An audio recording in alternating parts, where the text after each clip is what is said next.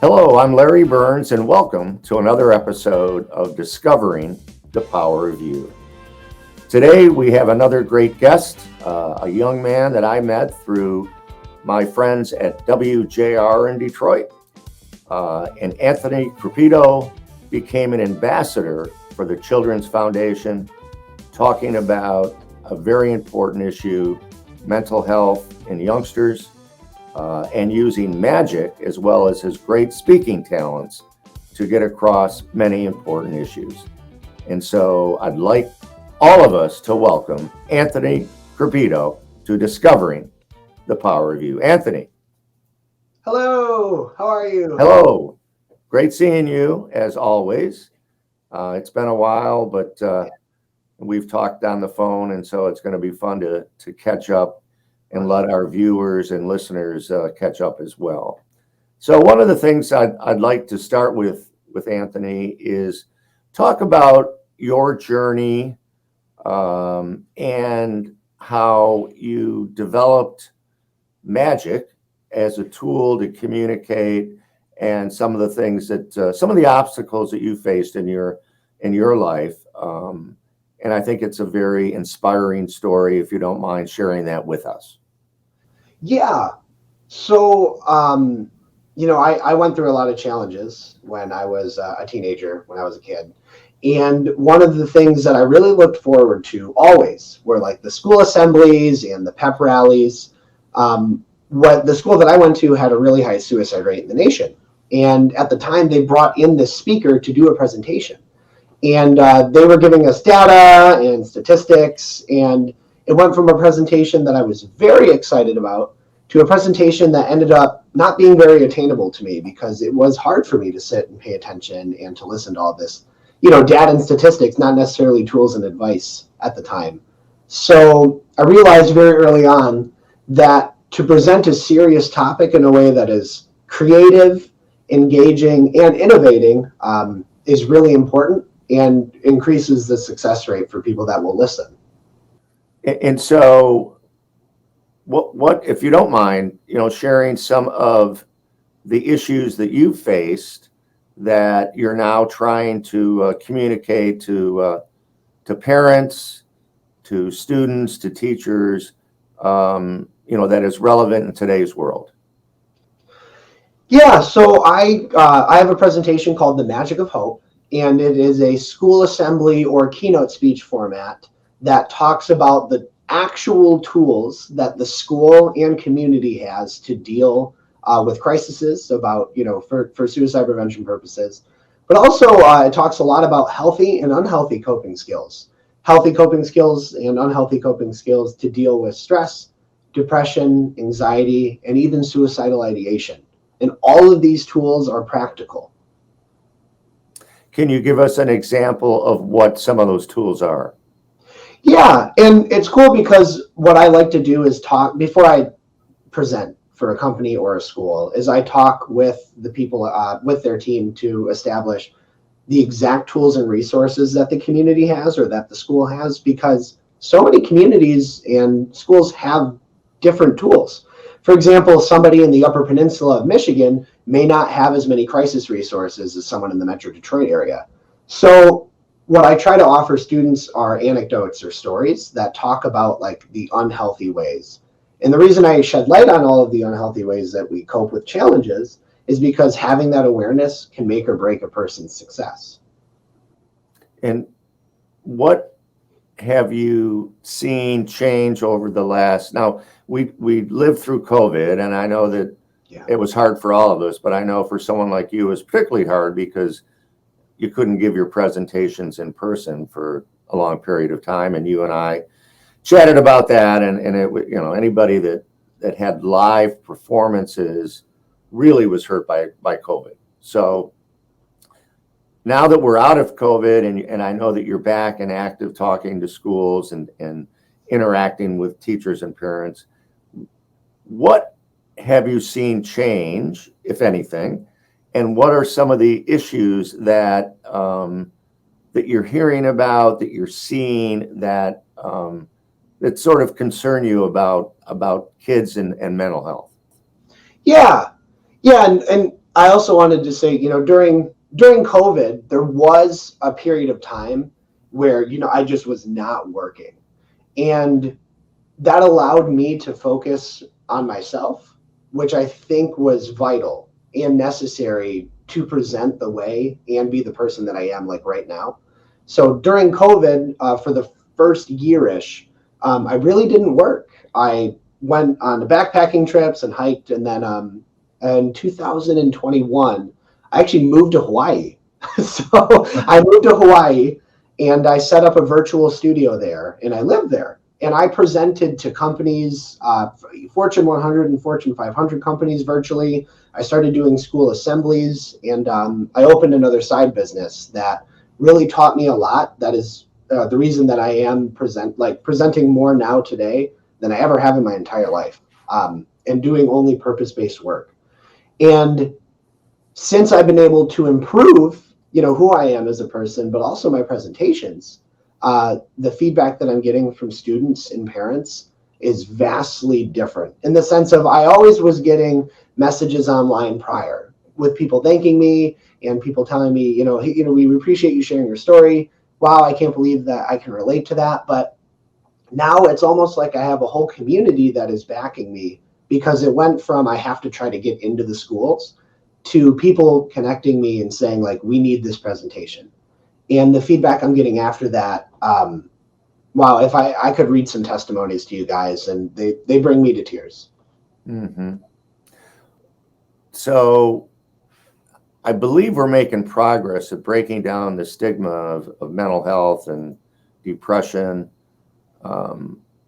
What are some of those things that you're hearing about kids? And if somebody's watching this and they have some teenagers at home, not really sure if everything is okay with them, what can you share with us that either yourself has experienced or that you're seeing during your work that might be some good advice for a parent or a sibling that's worried about their brother or sister? Yeah, I think that reaching out is really important, obviously. Creating an environment where a teenager can feel safe, supported, and accepted. And I know that some parents think that that's what's going on, but when I look back, when I was suffering as hard as I was in high school, I didn't feel necessarily safe, accepted, or supported by my parents or adults in general. So I think that's where a big challenge is that we're not as trusted. Even in my early 20s, I was still trying to get over the fact that I didn't necessarily trust adults. I didn't necessarily trust my parents. So to be able to create an environment or connect them with people who can create an environment where they feel safe, accepted, and supported, I think is a really, really powerful, thing to have. I'm so old, I can't really recall if I did feel supported by my parents. But we all had issues. Right. And so what, if I'm a parent now raising a youngster, and I think I'm doing a great job, but what are some of the things that I need to make sure I'm doing so that my child feels like they can trust me? Ooh, that's a really good question. And keep in mind, I think it's hard for me to answer that almost, because I didn't trust my parents until, I was able to take a step back. When I was older, I had to take a step back and disconnect to them for a little bit so that I could adjust and come back to them in a place where I could trust them again. Like today, I have the best relationship ever that I've had with my parents. But I think each situation is very different. But I also do know that there are trust building exercises that people can find that, you can talk to your therapist or your mental health professional about. And I think those people would have really great tools and advice to answer that question. Just because I don't want to deliver it in a way that that doesn't apply to somebody, if that makes sense. I think each case is so different. Yeah, no, I get it. Yeah. So let's talk a little bit about your magic and your presentation. So first, how did you get into magic? Because that's not something that everybody does. And then second, how do you use your talents as a magician to get your message across about mental health? Yeah. So I started performing magic when I was 5 years old. And when I was 8, my parents took me to Las Vegas to see Lance Burton perform at the Monte Carlo. And I'll never forget, he pulled me on stage and Lance made a bird cage vanish in my hands. I kid you not, he had a bird in a cage, like a parrot. It was big and it vanished. It happened. I was there. And it blew my mind. And ever since that day, the magic bug kind of caught me. And I realized quickly that it was my way to connect with people and to have something, special of my own. I grew up around a lot of very talented people in Lake Orion, a lot of very smart people. And I never felt that I had something myself that I could approach others with, or that would make me unique. And magic is something that really just stuck with me.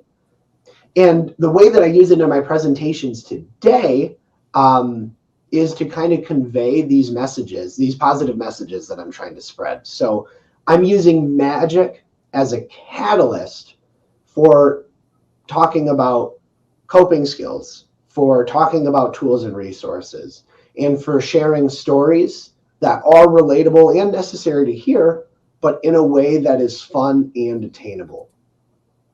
All right, so now let's do an actual trick, if you don't mind. Yeah. So I wrote this magic trick so that I could help people ask themselves questions to cultivate self-awareness. So Larry, what I'm going to do, because I don't think you can reach through the screen and like grab a card unless you know some magic, but this is what I was going to do. I was going to fan the cards. First of all, can you and the viewers at home see all these playing cards? Yes. So do me a favor, Larry, not the 10 of diamonds, but I want you to stare into the pack right now and memorize one card that you can actually see. And then let me know when you have that card. I'm thinking. I have it. All righty. Now, do me a favor. Yes. I'm going to ask you a couple questions so that I can find and locate your card. I'm going to cut to the exact location it is in the pack. Okay.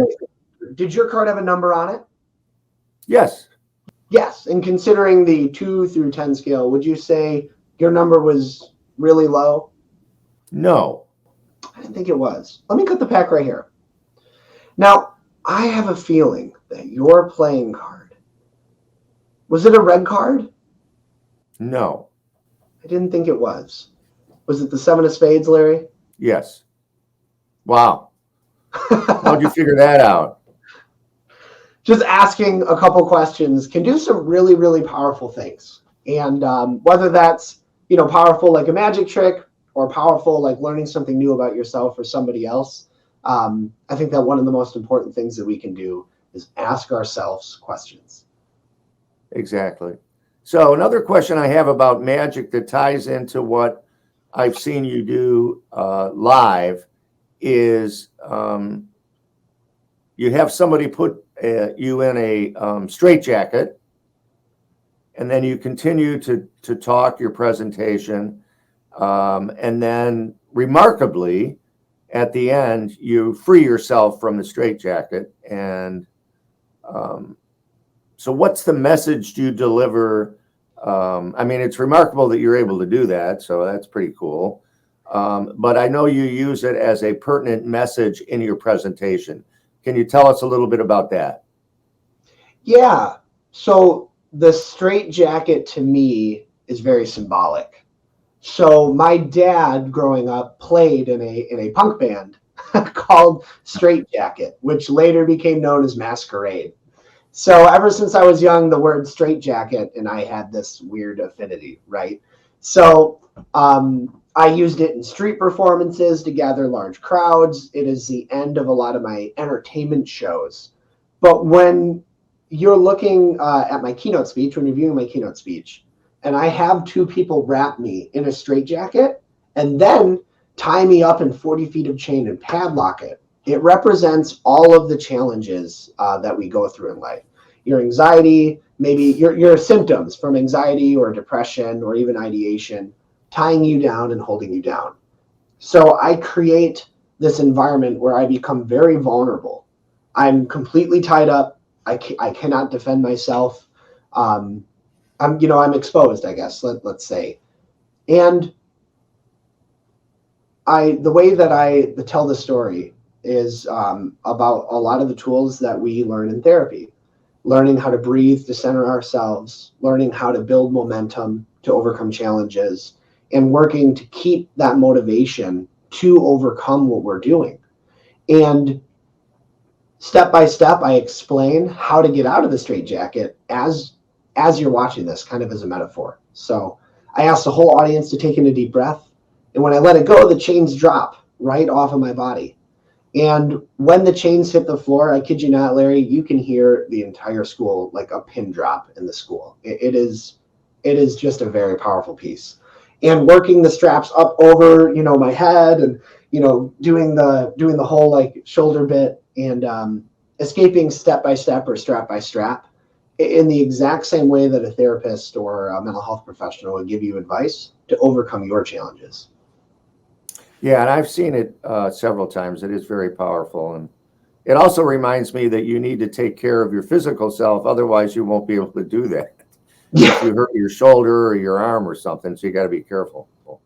Yeah, I for health reasons, I kid you not, I put on about 20 pounds weightlifting in the gym and eating right. I went to these different, I had a nutritionist help me and a couple other people help me.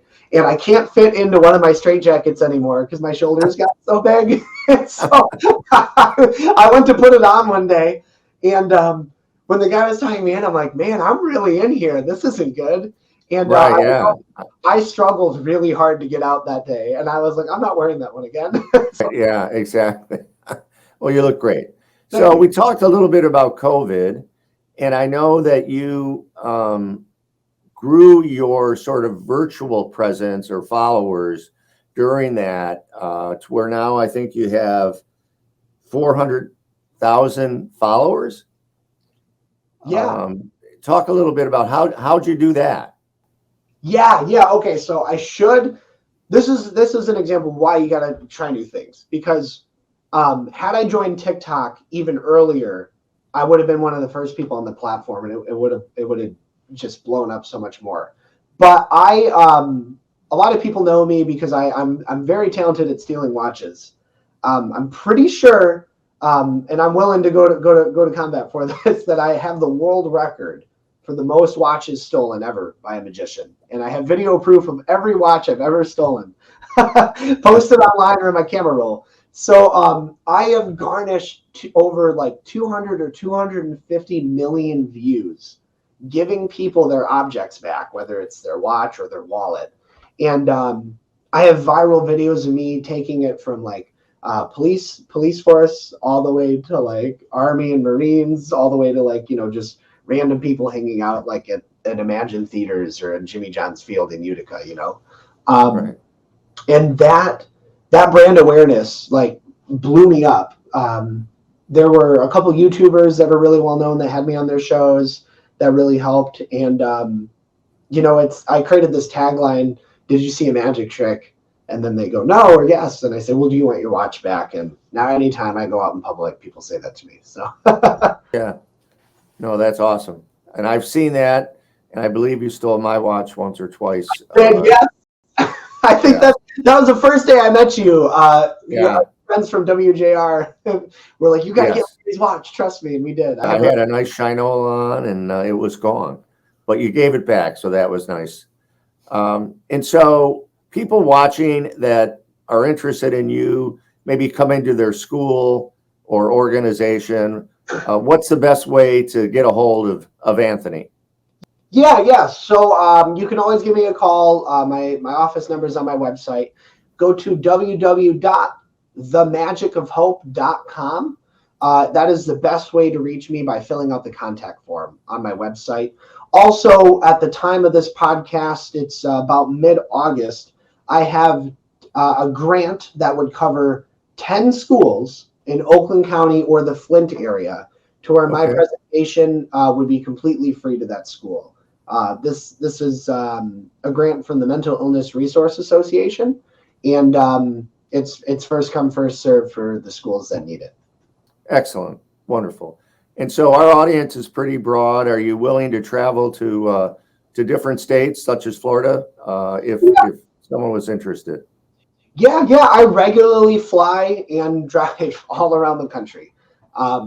I've done keynote speeches from Pennsylvania to Florida, Ponte Vedra. Yeah, I think that's one of my major clients was down there for a while. So I regularly fly all around. Excellent. So one last question, or what final piece of advice do you have for all of us that from time to time struggle with either stress or mental health or whatever? Is there any one piece of advice you'd like to leave us with? Yeah, I definitely struggled with anxiety and depression for a really long time. And stress made all of my symptoms from that worse.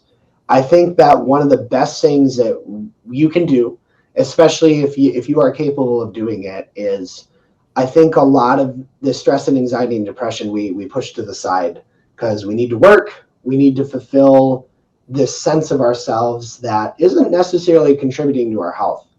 And I think being able to create time for yourself, to step away from all of those things and to learn who you are when you don't have a job, to learn who you are when you don't, need to fill some kind of role, I think can make or break a person's success. So in short, who are you when you are not a father? Who are you when you are not an accountant? Or who am I when I'm not a magician, if that makes sense? Finding that you, if that makes sense. Well, and this podcast is called The Power of You, Discovering the Power of You. So that makes perfect sense. So Anthony, thank you. And let's stay in touch. And if somebody's out there and they want to have you at their school or organization, we'll make sure that they have the right website for them to follow up. So thanks, and it's great seeing you as always. Yeah, no, thank you so much. It's wish I could see you in person, but we will soon. We'll do that. Yeah, we'll get you to Florida.